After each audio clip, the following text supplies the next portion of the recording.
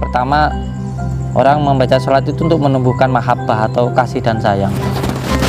Jadi pada intinya ketika kita membaca sholawat itu supaya kita itu sayang terhadap siapapun dan apapun, termasuk kepada hewan, binatang, tumbuhan, terutama juga ke sesama, gitu. Terutama ya kepada orang terdekat dulu lah, istri kita, anak kita. Kalau kamu benar-benar senang ke orang itu, kamu pasti bisa menyenangkan mereka. Dan tadi gerusa-gerusu itu penting ini, yang dimaksud dengan gerusa-gerusu itu maksudnya kita itu harus fokus, tumak ninah. Maka ketika jenengan sudah bisa merasakan nikmatnya sholat, bisa merasakan nikmatnya taat, sholawat itu sudah merasa nyaman, ya sampean insya Allah nggak melakukan maksiat. Setiap ada sesuatu hal masalah, kita butuh introspeksi, pasti ada yang salah. Ketika ada masalah, entah dalam diri kita, kehidupan kita, bahkan kesehatan kita, ketika ada masalah, pasti ada yang salah.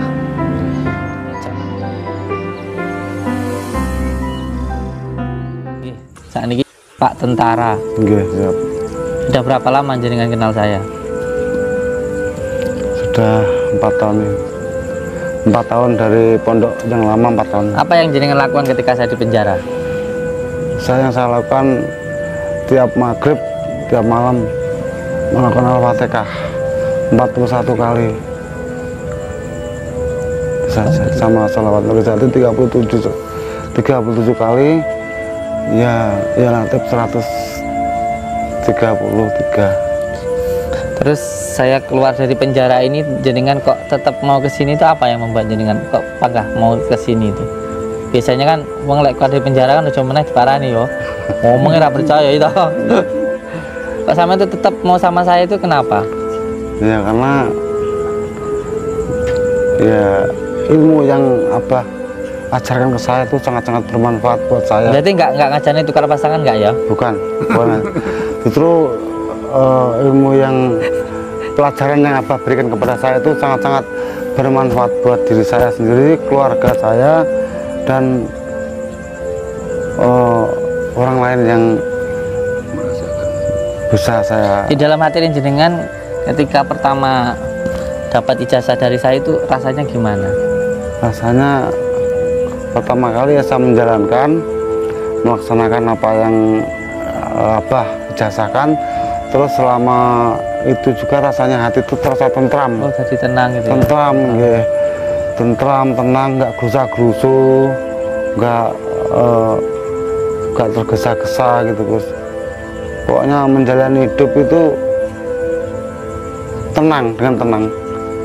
Dan tenang dan semakin juga merubah karakter saya yang dulu biasanya suka marah-marah. Setelah pengamalan itu saya jadi banyak sabarnya. Sama jelas nih, ngamalnya itu ngamalnya apa? Saya ngamalkan sholawat Nurijati. Nanti orang bertanya-tanya kan, ngamalnya apa? Saya ngamalkan sholawat Nurijati. Iya, sholawat Nurijati itu adalah karangan dari Syekh Abu Hasan Asyadili. Iya. Dan Torekoh itu adalah yang pertama menggunakan sholawat. Torekoh itu kalau kita orang Jawa itu bilang tirakat gitu loh. Jadi yang pertama, orang membaca sholat itu untuk menumbuhkan mahabbah atau kasih dan sayang. Jadi pada intinya ketika kita membaca sholawat itu supaya kita itu sayang terhadap siapapun dan apapun, termasuk kepada hewan, binatang, tumbuhan, terutama juga ke sesama, gitu. Terutama ya kepada orang terdekat dulu lah, istri kita, anak kita, nggak mudah marah, nggak mudah sebel, nggak mudah benci, terus nanti ke tetangga kita, dan akhirnya ya hidupnya tenang, nggak ada kebencian. Karena pada prinsipnya hidupnya gini, kembali seperti tadi saya bilang, kalau kita itu benar-benar senang sama orang, kita itu pasti bisa menyenangkan orang itu. Kalau kita itu benar-benar senang sama orang, nggak ada kebencian, pasti Allah, Tuhan nanti pasti ngasih jalan kita untuk menyenangkan orang itu. Makanya jangan pernah, kalau kamu pengen menyenangkan istrimu, ya jangan pernah ada kebencian sedikit pun ke anakmu, bahkan ke tetanggamu, ke saudaramu gitu. Kalau kamu benar-benar senang ke orang itu, kamu pasti bisa menyenangkan mereka. Dan tadi gerusa-gerusu itu penting nih, yang dimaksud dengan gerusa-gerusu itu maksudnya kita itu harus fokus, tumak ninah. tumak ninah itu dalam setiap satu kegiatan itu, jangan sampai ketika kita sedang ini terus memikirkan itu, sedang itu memikirkan ini itu namanya nggak fokus. Fokus mawon, ini jangan sampai fokus dulu gitu. Kalau kita sama istri mikirin pekerjaan kan jadi nggak enak nanti kita. Fokus tumak ninah. Nah, ini sholat niku enten ngadeg, berdiri menyaksikan, rukuk niku rukun, lingguh niku nglungguh nih. Ketika kita sujud itu semuanya kita pasrahkan sama Tuhan. Itu niku. Berapa tahun jenengan kenal sama saya? 4 tahun, Mas. 4 tahun kenal sama Abah waktu di Pondok Lama. Saya kenal sama Abah dan saya melalui YouTube itu saya mengamalkan apa yang Abah jasakan itu. Terus saya belajar sholawat Nurizati, saya mengamalkannya dan dampaknya luar biasa buat diri saya sendiri.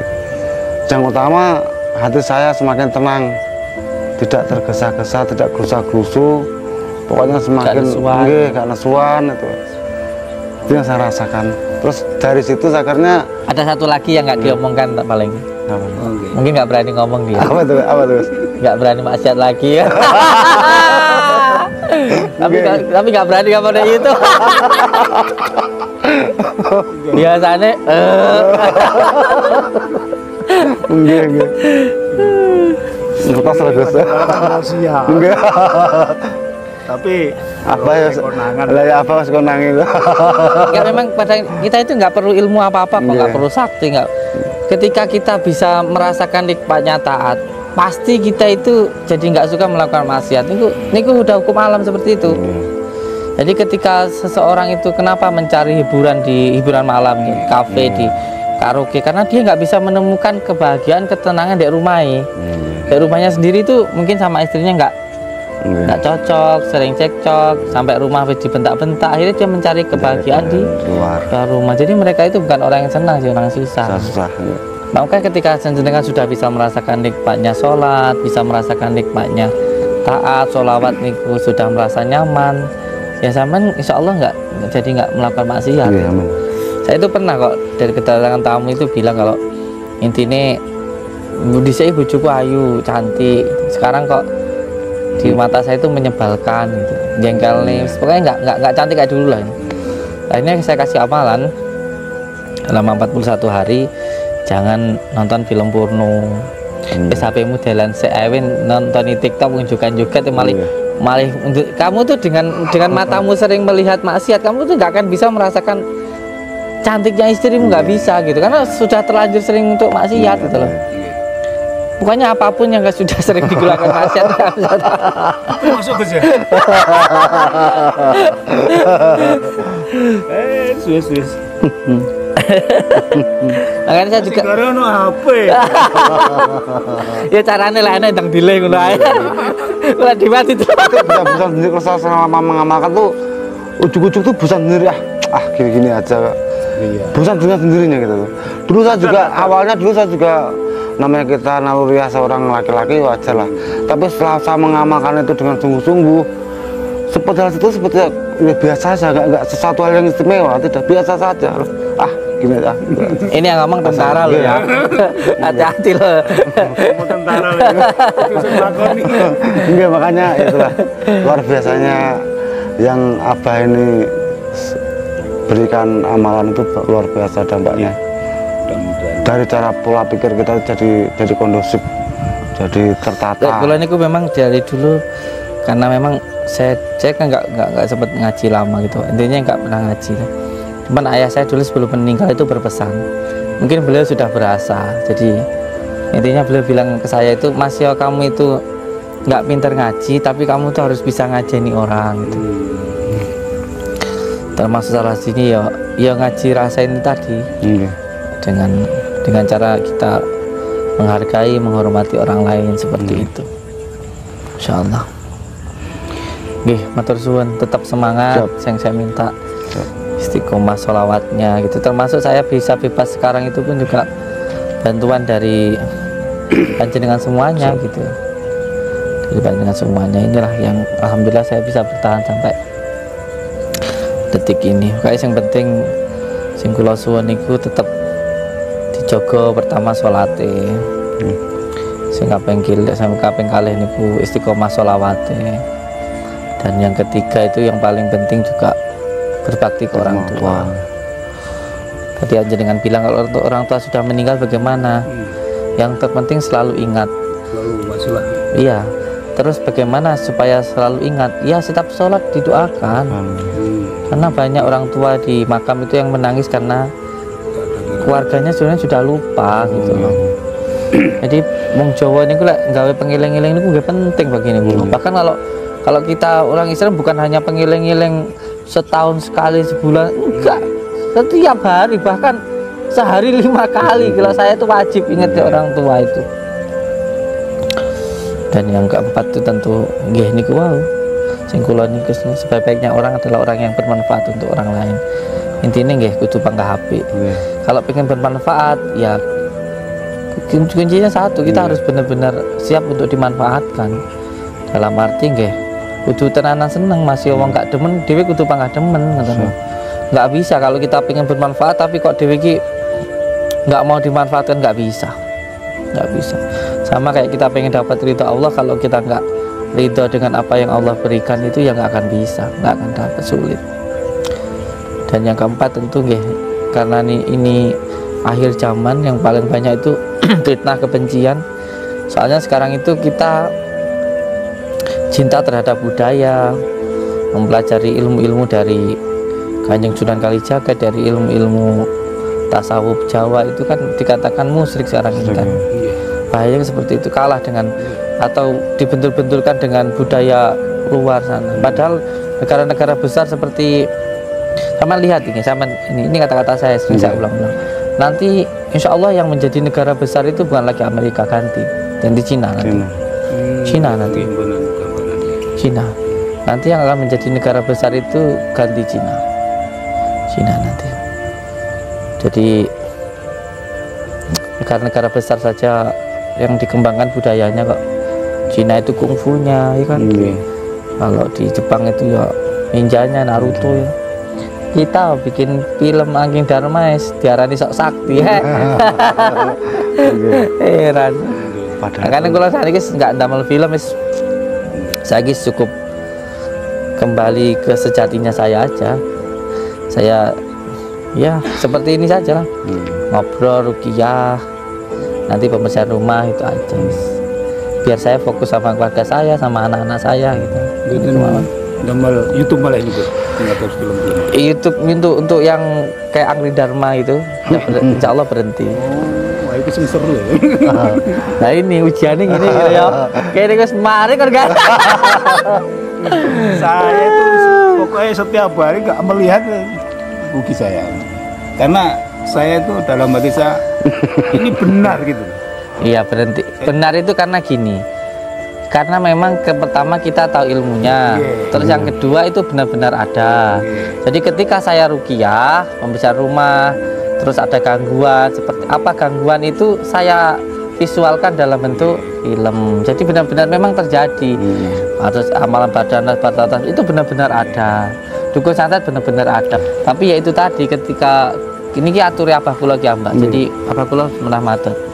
Ketika jenengan menceritakan apa yang jenengan rasakan, sampai nanti akan dihujat banyak orang. Jadi ilmu hikmah ini memang dirasakan. Ya sampai demen, tapi akeh sih nggak demen. Coba. Sampai demen aku dihujat wong. Sampai demen aku dihujat wong akeh. Oh, nggih mboten. Nek sampean nggak demen aku dihujat wong akeh, aja kon gawe film aneh. Nggih, tapi insya Allah pasti ke atas memberikan insya Allah pasti banjir. Insya Allah. Tapi nggih, mungkin sekali 2 kali atau mungkin apa nggak tahu kita. Tapi yang jelas saat ini pengen, soalnya kalau pulau sering keluar malam ke hutan, ke gunung ini kan melas anak-anak saya. Jadi mawon pulau kan setiap malam kan sholat malam. Kalau keluar ngaten ini kadang-kadang jarang. Sholatnya di hutan. Tangkat Pak Rete. Sholat malamnya di hutan ya deh. Kalau dulu itu. Jadi anak-anak di sini sama kayak anak ayam ditinggalin sama bapaknya gitu. Oh ya konyol. Karena masih kecil. Nggih, anak-anak banyak teng mriki sing mondok teng mriki. Memang sudah ada kiainya. Kalau saya kan nggak bisa ngaji. Tapi tetap mereka butuhnya saya. Nggih. Tetap butuhnya itu saya. Terus tunggal malih, Pak. Setiap ada sesuatu hal masalah, kita butuh introspeksi. Pasti ada yang salah. Ketika ada masalah, entah dalam diri kita, kehidupan kita, bahkan kesehatan kita, ketika ada masalah, pasti ada yang salah. Jangan sampai ketika ada yang salah kita menyalahkan orang lain, menyalahkan di luar diri kita. Oh, gara-gara nek sing motong videoku, oh gara-gara nek sing gak seneng. Itu bukan jiwa saya, Pak. Itu adalah teguran dari Allah supaya kita itu introspeksi. Ya pasti ada yang salah dengan apa yang kamu lakukan. Kenapa ini dibenci wong gitu? Kenapa kamu dibenci orang? Kenapa orang-orang itu semuanya ada yang iri? Mungkin kamu selalu menunjukkan kekayaan semua mana, selalu menunjukkan kesaktian. Ya wajar ya kayak musuhe. Karena gak bener sak mono gede nih. Gak bener Pak pinggir jalan Pak. Nantang dukun santet sa Indonesia. Wow, malah ini kok sing gonjang gak sini. Malah kon gawe aneh. Ini Pak kepala sekolah lagi ya. Kayak Kan niku nek paham nggih dadi tuntunan. Iya, banyak yang masuk Islam, Pak. Saya hitung itu hampir ada 7 orang ya. Yang sebelum saya masuk penjara itu loh, yang masuk Islam. Hampir ada 7 orang. Yang penting bagi kula, makanya saya nggak mau melaporkan siapapun walaupun itu membuat saya di penjara. Tapi istilah intinya aku sekali tak fokus dengan anak-anakku, fokus neng pondokku, fokus karo pendidikan yang saya lakukan sekarang. Sampai dukung Pak nggih. Nggih, saya dukung 100%. Kula nggih dukung jenengan nggih dukung kula ngoten lho nggih ta. Saling mendoakan. Amin.